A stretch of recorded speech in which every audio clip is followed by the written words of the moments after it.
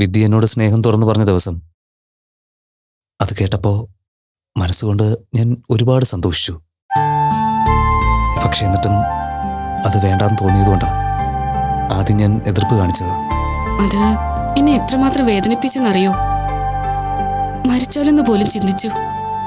മരിക്കാനോ? അങ്ങനെ മരണത്തിന് ഞാൻ തന്നെ വിട്ടുകൊടുക്കോ? താൻ എന്റേതാണോ, എന്റെ മാത്രം. ഈ വാക്ക് എനിക്ക് വിശ്വാസ സൂരജ്. പക്ഷേ സൂരജ് എനിക്കൊരു ഉറപ്പ് തരണം. പറ. വീട്ടിൽ എന്ത് പ്രശ്നം ഉണ്ടായാലും ആരൊക്കെ എതിർത്താലും സൂരജിന്റെയോ എന്റെയോ തീരുമാനമോ മനസ്സോ മാറാൻ പാടില്ല. ഇല്ല വിദ്യ, ഞാൻ മാറില്ല. ഒന്നിന്റെ പേരിലും ഞാൻ തന്നെ ഉപേക്ഷിക്കില്ല. ഇതെന്റെ വാക്കാണ്. അത് മതി. നമുക്കൊരു കാര്യം ചെയ്യാം. തൽക്കാലം നമ്മുടെ കാര്യം രണ്ട് വീട്ടിലും അറിയാതെ നോക്കാം. സാഹചര്യങ്ങൾ അനുയോജ്യമാവുന്നത് വരെ എല്ലാം മറച്ചു വയ്ക്കാം. അത് ഞാൻ സൂരജിനോട് പറയാനിരിക്കുമായിരുന്നു. പക്ഷെ ഒരു കാര്യമുണ്ട്. അമ്മയ്ക്ക് എന്റെ പതിവില്ലാത്ത ഫോൺ വിളികളിലും പെരുമാറ്റത്തിലൊക്കെ ചെറിയ സംശയമുണ്ട്. അത് നമുക്ക് ശ്രദ്ധിക്കാടോ. എന്ന് കരുതി എനിക്ക് തന്നോട് മിണ്ടായിരിക്കാനൊന്നും പറ്റില്ല, അതോർത്തോണം. മിണ്ടാതിരിക്കാൻ എനിക്കും പറ്റില്ല. പക്ഷേ നമ്മുടെ നല്ലതിന് വേണ്ടി നമുക്ക് കുറച്ച് ശ്രദ്ധിക്കാം. ശരി, വിദ്യ പറയും പോലെ. എനിക്കിനി ഈ സ്നേഹം നഷ്ടപ്പെടാൻ പറ്റില്ലെന്ന് മാത്രമേ ഉള്ളൂ. എന്നും നമ്മൾ ഒന്നിച്ചുണ്ടാവണം. തനിക്കെന്താ കുടിക്കാൻ വേണ്ടത്? സൂരജിന്റെ ഇഷ്ടം. Excuse me.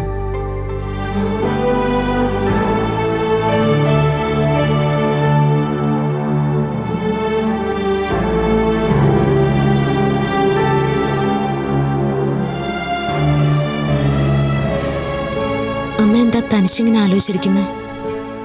ഒരു പ്രായം കഴിഞ്ഞാൽ എല്ലാവരും തനിച്ചല്ലേ. മാതാപിതാക്കളെ മനസ്സിലാക്കാനോ അവരുടെ മാനസികാവസ്ഥ അറിയാനോ മക്കൾക്ക് പോലും നേരം ഉണ്ടാവില്ല. മീര എവിടെ പോയതാ? ക്ഷേത്രത്തിൽ പോയമ്മ. വരുന്ന വഴിക്ക് വീട്ടിൽ കയറി അച്ഛനെയും കണ്ടു. വീട്ടിൽ ചെന്നപ്പോ ഇവിടുത്തെ പുതിയ വിശേഷങ്ങളൊക്കെ പറഞ്ഞു കൊടുത്തോ? അതെന്താ അമ്മ അങ്ങനെ പറഞ്ഞത്?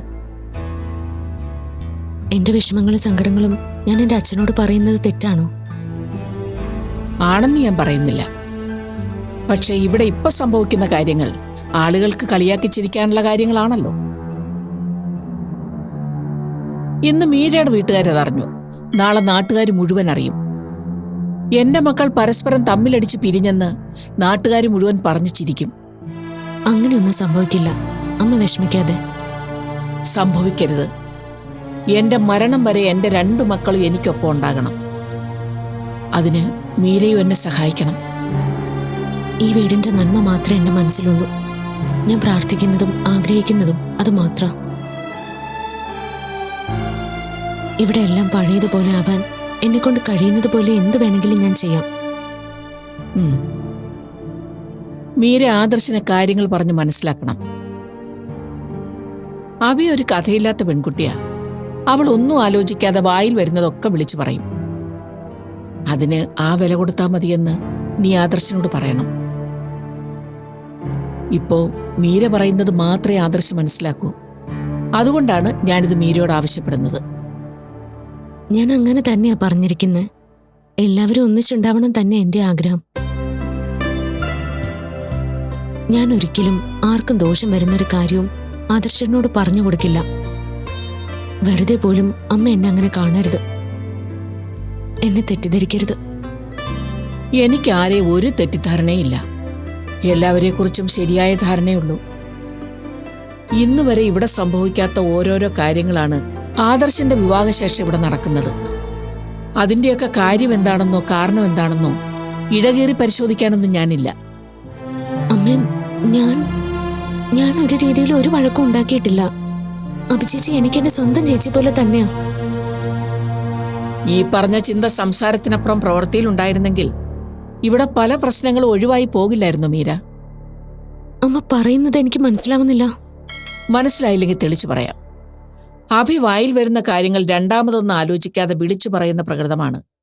അത് പണ്ടും അങ്ങനെ തന്നെയായിരുന്നു. അന്നൊന്നും അത് ആദർശിനൊരു പ്രശ്നമായിരുന്നില്ല. ഇപ്പൊ വിവാഹശേഷമാണ് അതൊക്കെ വലിയ വലിയ പ്രശ്നങ്ങളായത്. മീര അഭിയെ സ്വന്തം ചേച്ചിയായി കണ്ട് അവൾ പറയുന്നതിനെ കാര്യമാക്കാതെ ലഘൂകരിച്ചിരുന്നെങ്കിൽ ആദർശവും അഭിയും തമ്മിൽ ഈ പ്രശ്നങ്ങൾ വല്ലതും ഉണ്ടാകുമായിരുന്നോ? എന്താ അമ്മ ഇങ്ങനെയൊക്കെ എന്നോട് പറയുന്നേ? കാര്യമുണ്ട്. വിവാഹം കഴിഞ്ഞു വരുന്ന പെൺകുട്ടികൾ വിചാരിച്ചാൽ മാത്രമേ ആൺമക്കൾക്ക് വീട്ടിലുള്ള സഹോദരങ്ങളോട് പഴയ സ്നേഹവും കരുതലും ഉണ്ടാവൂ. ഞാനായിട്ട് അഭിചേച്ചിയെ കുറിച്ച് ഒരു പരാതി ആദർശനോട് പറഞ്ഞിട്ടില്ല. പ്രശ്നങ്ങളൊന്നും ഉണ്ടാക്കരുതെന്ന് മാത്രമേ പറഞ്ഞു കൊടുത്തിട്ടുള്ളൂ. എന്നും എല്ലാവരും ഒന്നിച്ചു വേണമെന്നാ ഞാൻ ആഗ്രഹിക്കുന്നത്. മീരയെ ആദർശിന്റെ ഭാര്യയായി ഈ വീട്ടിലേക്ക് കൊണ്ടുവരുമ്പോ എന്റെ വിശ്വാസം അതായിരുന്നു. പക്ഷേ അതെല്ലാം വെറുതെയായി. എന്റെ മക്കൾ രണ്ടും എന്റെ 2 കൈകൾ പോലെ കൂടെ ഉണ്ടാകുമെന്ന എന്റെ വിശ്വാസവും നശിച്ചു. എന്റെ ദേവേട്ടൻ എന്നെ വിട്ടുപോകുമ്പോ മക്കളെ 2 പേരെ ഒരു മനസ്സോടെ ഒന്നിച്ചു നിർത്തുമെന്ന് അദ്ദേഹത്തിന് ഞാൻ വാക്കു കൊടുത്തിരുന്നു. ഇത്രയും വർഷം ആ വാക്ക് ഞാൻ പാലിച്ചു. പക്ഷേ അമ്മ വിഷമിക്കാതെ, അങ്ങനെയൊന്നും സംഭവിക്കില്ല. അമ്മയുടെ ആഗ്രഹം പോലെ അഭിചേച്ചി ആദർശേണ്ണും അമ്മയ്ക്കൊപ്പം എന്നും ഉണ്ടാവും. എന്നെ തോപ്പിക്കാൻ എന്റെ മക്കൾ ശ്രമിച്ച എനിക്ക് തോറ്റുകൊടുത്തല്ലേ പറ്റൂ. വിവാഹം കഴിഞ്ഞ് ദേവേട്ടന്റെ വീട്ടിൽ വന്ന ആ ദിവസം മുതൽ ആ വീട്ടുകാരെ എല്ലാവരെയും ഒന്നിച്ചു നിർത്താനാ ഞാൻ ശ്രമിച്ചത്.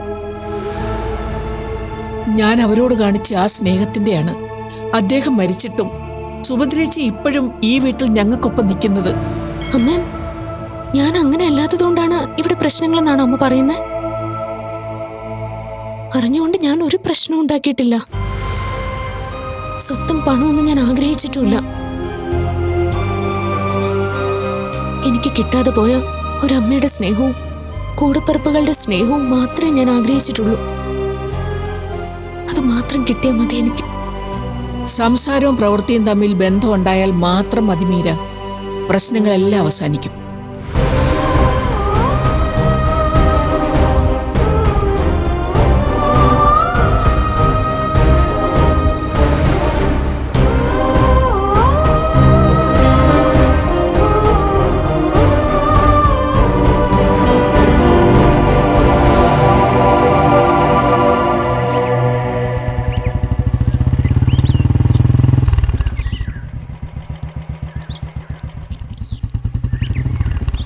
സൂരജ് വാ, വീട്ടിൽ കയറിയിട്ട് പോവാം. വേണ്ട വിദ്യ, ഞാൻ പിന്നെ വരാം. പിന്നെന്തായാലും വരണം. എന്നാലും ഇപ്പൊ കയറിയിട്ട് പോയാ മതി. വീട്ടിലെല്ലാരുമായിട്ട് ഒരു അടുപ്പുണ്ടായിരിക്കുന്നത് നല്ലതല്ലേ? അടുപ്പൊക്കെ പിന്നീടാവാം. എനിക്കെന്തോ ഒരു... സൂരജ്, വീട്ടിൽ വന്നില്ലെങ്കിൽ ഇനി വഴിയിൽ വെച്ച് കണ്ട ഞാൻ പരിചയം പോലും കാണിക്കില്ല. അയ്യോ, കടുത്ത തീരുമാനമൊന്നും വേണ്ട, ഞാൻ വരാം.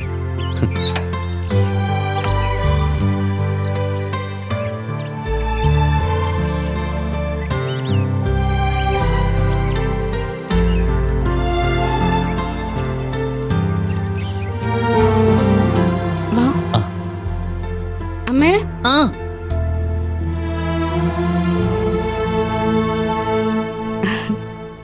ആരെന്ന് നോക്കിയേ, സൂരജ് എന്റെ കൂടെ വന്നിട്ടുണ്ട്. ഞാനിന്ന് കുറെ നിർബന്ധിച്ചിട്ടാ ഇങ്ങോട്ട് കയറിയേ. അല്ല, സൂരജ് ജോലിക്കൊന്നും പോകുന്നില്ലേ? കമ്പനിയിൽ ആവശ്യമുള്ളപ്പോ ആദർശേട്ടൻ വിളിച്ച് പറയും. ഞാൻ കൂടുതലും സൈറ്റിലെ കാര്യങ്ങളാണ് നോക്കുന്നത്. ഹാ, അപ്പൊ ഏത് സമയം കറങ്ങി നടക്കാൻ സൗകര്യമായല്ലേ? അമ്മ എന്താ ഈ പറയുന്നേ? കമ്പനിയിലെ ഉത്തരവാദിത്തപ്പെട്ട കാര്യങ്ങൾ ചെയ്യുന്നത് എങ്ങനെ കറങ്ങി നടക്കുന്നതാവും? വെറുതെ കറങ്ങി നടക്കാൻ പറ്റുന്നുണ്ടല്ലേ മഴയിൽ വെച്ച് നിന്നെ കാണുമ്പോഴെല്ലാം ഇങ്ങോട്ട് കൊണ്ടുവിടാൻ പറ്റുന്നത്. അത് ശരി. അപ്പൊ സൂരജിനെ കൊണ്ടുവിട്ടതാണോ പ്രശ്നം? ഞാനൊരു ഓട്ടോ പോലും കിട്ടാതെ വഴിയിൽ നിന്നപ്പോഴാ സൂരജ് വന്നത്. ഇന്ന് ഞാൻ പറഞ്ഞിട്ടാ സൂരജിനെ ഇവിടെ കൊണ്ടാക്കിയത്. ഞാനെന്നാ ഇറങ്ങട്ടെ വിദ്യ. വിദ്യ പറഞ്ഞുകൊണ്ട് ഞാൻ വെറുതെ ഒന്ന് കേറിയെന്നേ ഉള്ളൂ. വീട്ടിൽ കയറിയിട്ട് ഒരു ഗ്ലാസ് വെള്ളം പോലും കുടിക്കാതെ പോകുന്നത് ശരിയല്ല. ഞാൻ കുടിക്കാൻ എടുക്കാം. ഏയ്, അതൊന്നും വേണ്ട വിദ്യ. സൂരജിന് വേണ്ടാത്തതുകൊണ്ടായിരിക്കും മോളെ. നീ എന്തിനാ വെറുതെ അവനെ നിർബന്ധിക്കാൻ പോകുന്നേ?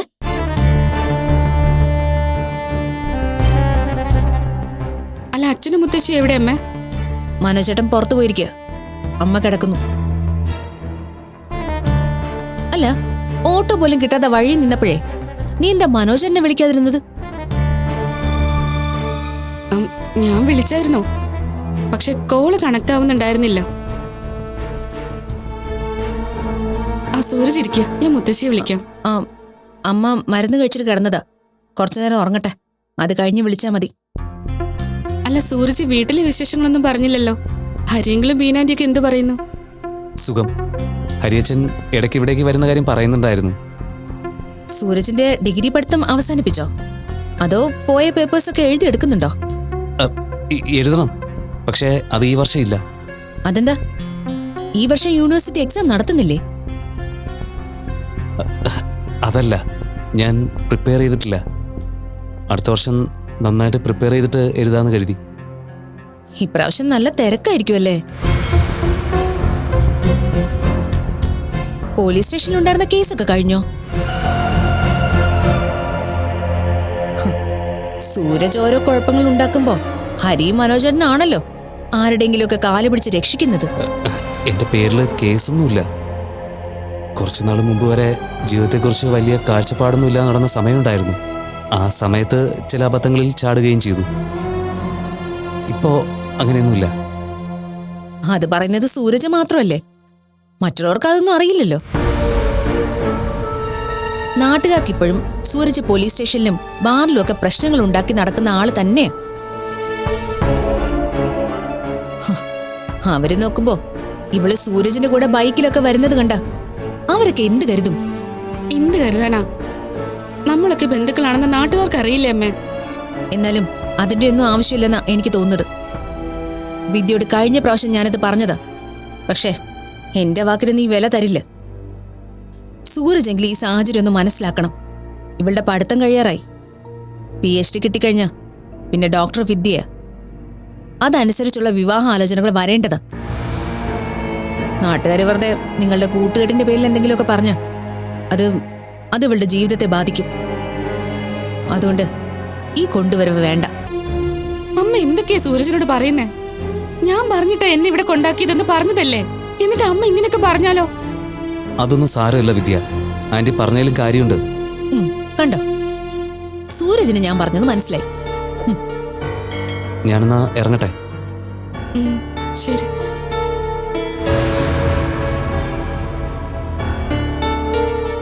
അമ്മ സൂരജിനോട് അങ്ങനെയൊക്കെ പറഞ്ഞത് മോശമായിപ്പോയി. എനിക്കങ്ങനെ തോന്നുന്നില്ല. ഞാൻ പറഞ്ഞതിന്റെ ഡോസ് കുറഞ്ഞു പോയിന്ന് എനിക്ക് തോന്നുന്നത്. ഇതൊന്നും ശരിയല്ല അമ്മേ. വലിയ കഷ്ടം അമ്മ ഇങ്ങനെയൊക്കെ സംസാരിക്കുന്നത്. എന്നെ തെറ്റ് ശരി പഠിപ്പിക്കാനേ നീ വരണ്ട. അവനുമായിട്ട് ഒരു അടുപ്പവും വേണ്ടെന്ന് ഞാൻ നിന്നോട് പറഞ്ഞിട്ടുള്ളതല്ലേ. അതനുസരിക്കാൻ നിനക്ക് ബുദ്ധിമുട്ടുണ്ടെങ്കിൽ അത് അവസാനിപ്പിക്കേണ്ടത് എങ്ങനെയാണെന്ന് എനിക്കറിയാം.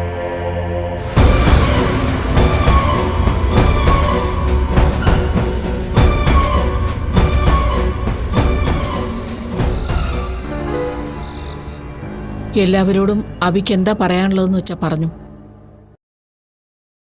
മനസ്സിൽ തോന്നുന്ന കാര്യങ്ങളെല്ലാം തുറന്നു പറയുന്നതുകൊണ്ട് ഞാൻ എല്ലാവരുടെ മുന്നിൽ കുറ്റക്കാരിയാവുന്നുണ്ട് എന്നെനിക്കറിയാം.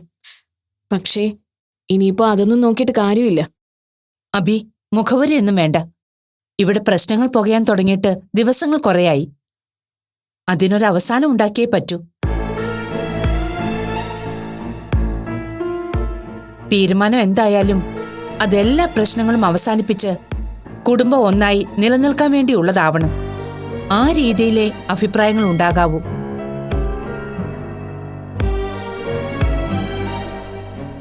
കുടുംബം പിരിയേണ്ട ആവശ്യമൊന്നും ഇവിടെ തൽക്കാലം ഇല്ല. ഞാൻ ഇതുവരെ എന്റെ ആവശ്യങ്ങൾ പറഞ്ഞത് ന്യായമായിട്ടാ. അഭി പറയുന്നതിൽ ന്യായമുണ്ടെന്ന് മറ്റുള്ളവർക്കൂടെ തോന്നണ്ടേ? അബിക്ക് പറയാനുള്ളത് പറയട്ടെ ആദർശ്. ദേവ ബിൽഡേഴ്സ് നമ്മുടെ കമ്പനിയാണ്. അച്ഛനും അമ്മയും കഷ്ടപ്പെട്ടുണ്ടാക്കിയ കമ്പനി. അതിപ്പോ ആദർശാണ് നോക്കി നടത്തുന്നത്. കുടുംബത്തിലെ എല്ലാവർക്കും അതിന്റെ ലാഭവിഹിതമൊക്കെ കിട്ടുന്നുമുണ്ട്. എന്നാലും കമ്പനി ആർക്കാണ് എന്ന കാര്യത്തിൽ പ്രശ്നമുണ്ട്. അതിൽ പ്രശ്നമൊന്നുമില്ല അബി. കമ്പനിയിൽ നിങ്ങൾക്ക് രണ്ടുപേർക്കും തുല്യ അവകാശമാണ്. അത് ഞാൻ മുമ്പും പറഞ്ഞിട്ടുള്ളതല്ലേ. അമ്മ പറഞ്ഞതുകൊണ്ട് കാര്യമൊന്നുമില്ല. ദേവ ബിൽഡേഴ്സിൽ എനിക്കൊരു വിലയുമില്ല. ഇതു മുമ്പ് സംസാരിച്ച് ഇവിടെ വഷളായ കാര്യമാ. അത് വീണ്ടും പറയുന്നതിൽ അർത്ഥമില്ല.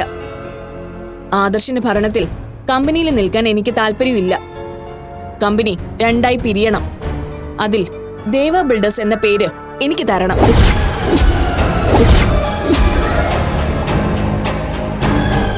എന്തിനാ അഭിചേച്ചി ഇങ്ങനെയൊക്കെ പറയുന്നേ? മീരയുടെ അഭിപ്രായം ഞാൻ ചോദിച്ചില്ല. മീര എന്റെ ഭാര്യ. ഈ വീട്ടില് മീരയ്ക്ക് അഭിപ്രായ സ്വാതന്ത്ര്യമുണ്ട്. തന്നെ അഭി ഇപ്പൊ ചോദിച്ച കാര്യം, ദേവ ബിൽഡേഴ്സ് എന്ന പേര് വേണമെന്ന് പറഞ്ഞത്, അത് ചോദിക്കാൻ എന്ത് അർഹത അഭിക്കുള്ളത്?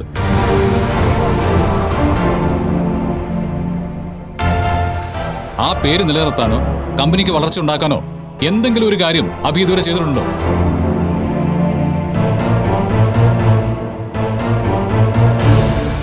കിട്ടുന്ന പണമൊക്കെ ഷോപ്പിങ്ങിന് ഉപയോഗിക്കാനും സൗന്ദര്യം കൂട്ടാനും അല്ലാതെ മറ്റെന്തെങ്കിലും ഒരു കാര്യം അഭി ചെയ്യുന്നുണ്ടോ? കമ്പനിക്ക് വേണ്ടി നിങ്ങൾ എല്ലാവരും എല്ലാം ചെയ്യുന്നുണ്ട്. അതിനിടയിൽ ഞാൻ വന്ന് വെറുതെ ഇടപെടേണ്ടെന്ന് ഓർത്താ ഞാൻ ഇത്രയും നാള് ഒന്നും ചെയ്യാതെ ഇരുന്നത്. പക്ഷേ അതൊരവസരമായി കണ്ട് എന്നെ ഒരു ഡമ്മിയാക്കി ഒന്നിനും കൊള്ളാത്തവൾ എന്ന മുദ്ര കുത്തി ഒതുക്കി കളയാന്ന് വിചാരിക്കണ്ട. അതിന് ഞാൻ ആരെയും സമ്മതിക്കില്ല.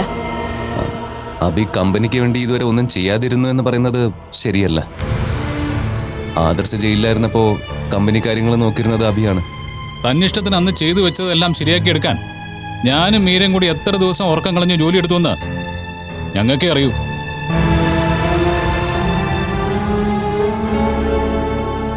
ഇതാണ് ഇവരുടെ ആറ്റിറ്റ്യൂഡ്.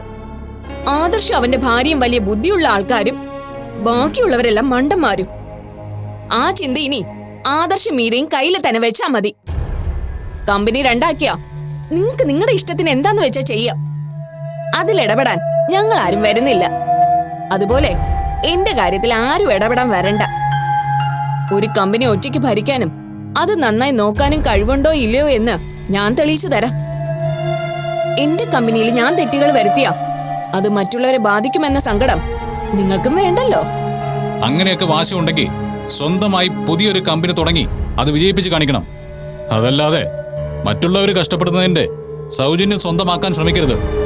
ദേവ ബിൽഡേഴ്സിൽ എനിക്കും ആദർശനും തുല്യ അവകാശമാണ്. അത് മറക്കണ്ട. ആ കമ്പനി തുടങ്ങിയത് അച്ഛനാണ്. ആ പേര് ആദർശന് തന്നാലും അത് സൗജന്യ കൈപ്പറ്റൽ തന്നെയാണ്. ഞാൻ ആ കമ്പനിക്ക് വേണ്ടി കുറെ കഷ്ടപ്പെട്ടിട്ടുണ്ട്. അത് അമ്മയ്ക്കറിയാം. നിങ്ങൾ ഇതൊന്നും നിർത്തുന്നുണ്ടോ? എനിക്ക് പറയാനുള്ളത് പറയാൻ അമ്മ തന്നെ പറഞ്ഞത്. പണവും സ്വത്തുക്കളും ആവശ്യത്തിൽ കൂടുതൽ ഉണ്ടായതാ നിങ്ങളുടെയൊക്കെ ഈ അവസ്ഥയ്ക്ക് കാരണം.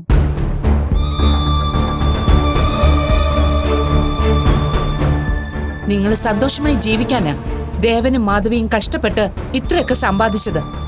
എന്നിട്ട് അതിന്റെ പേരിൽ വീട്ടിലെ സമാധാനം കളയുന്നത് ശരിയല്ല.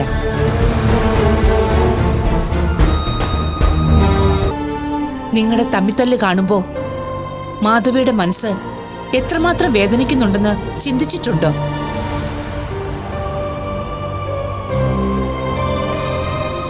വിവാഹം കഴിക്കാതിരുന്നതും കുട്ടികൾ ഉണ്ടാവാതിരുന്നതും എത്ര നന്നായിന്ന് എനിക്കിപ്പോ തോന്നിപ്പോവാ. ഈ വേദനയൊന്നും താങ്ങാനുള്ള മനസ്സ് എനിക്കില്ല. ഇതിൽ കൂടുതൽ പ്രശ്നങ്ങൾ ഉണ്ടാകാതിരിക്കാനാണ് ഞാൻ ഇതെല്ലാം പറഞ്ഞത്. അമ്മ എന്താ ഒന്നും പറയാത്തത്? തീരുമാനം എടുക്കേണ്ടത് അമ്മയാ. അഭി പറയുന്നത് അർഹിക്കാത്ത കാര്യമാണെങ്കിലും തീരുമാനം അമ്മ എടുത്തോളൂ. അതെന്തായാലും എനിക്ക് കുഴപ്പമില്ല. വാ മീര. അവൻ പറഞ്ഞത് കേട്ടല്ലോ. എത്രയും വേഗം അമ്മ ഇതിനൊരു തീരുമാനം ഉണ്ടാക്കണം.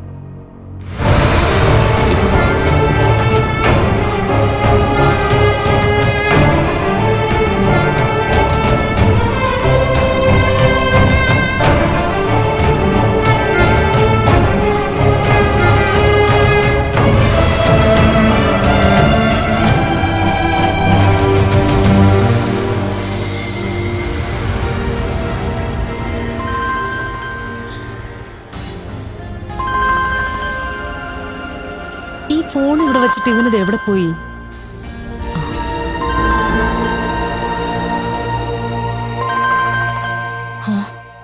വിദ്യയോ?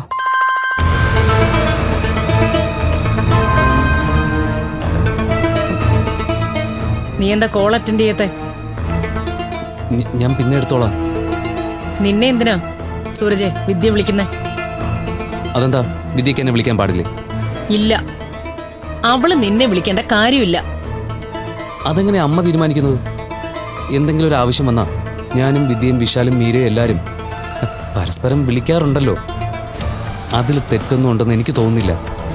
എന്റെ മോനെ, നിനക്ക് തന്നെ അറിയാലോ, അവളെ പോലൊരു പ്രശ്നക്കാരെ ഞാൻ കണ്ടിട്ടില്ല. ഏതെങ്കിലുമൊക്കെ രീതിയിലും എന്റെ മനസമാധാനം കളയാനാ അവള് നോക്കുന്നത്. അതുകൊണ്ട് ആ കുടുംബവുമായിട്ട് ഒരു കൂട്ടുകെട്ട് നിനക്ക് വേണ്ട. അമ്മ എന്തിനാ ധന്യാൻ്റിയോട് എപ്പോഴും ശത്രുതയോടെ പെരുമാറുന്നത്? ഇനിയെങ്കിലും ഇതൊക്കെ ഒന്ന് അവസാനിപ്പിച്ചൂടെ?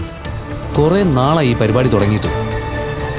എന്റെ ജീവിതത്തിൽ ഞാൻ ഇനി തിരുത്താൻ ആഗ്രഹിക്കുന്ന ഒരേ ഒരു കാര്യം ധന്യമായിട്ടുണ്ടാക്കിയിട്ടുള്ള സൗഹൃദമാണ്. അങ്ങനെ ഒരു തെറ്റെനിക്ക് പറ്റിയതില് എനിക്ക് നല്ല വിഷമമുണ്ട്.